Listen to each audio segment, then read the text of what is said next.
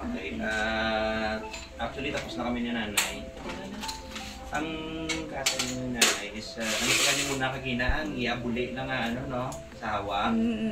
Tapos, natapos naman kami kagina, pero reklamo ko sa gyapon nga dumasakit pag gyapon ng anong buli niya kaga nagapiring na yun, no?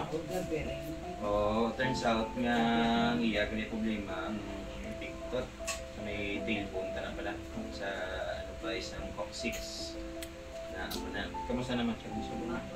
Nagapiring siya, pero hindi ko magkabot na. Okay na siya. Parang naging ano. Pagka magbiring ni kuno iya ano eh, hasta ginadiri sa may hita niya. Ay, nakaptan ko gidiya eh. Oo.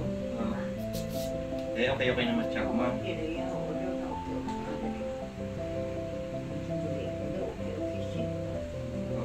Mamatamat naman siya. Oo. Kasi may gusto kayo ba? Ay, sinodang sinodang gusto magpayot eh, ano na lang ako na niyo, 72 na ako. Kaya na. Kaya na. Sige, kiay be. O, kaya na. Ay, oo. Te. Ang biring daw gamatamat. Biring ka matamat lang. Kuan. Diri ko gina kung gan, kung gakundang.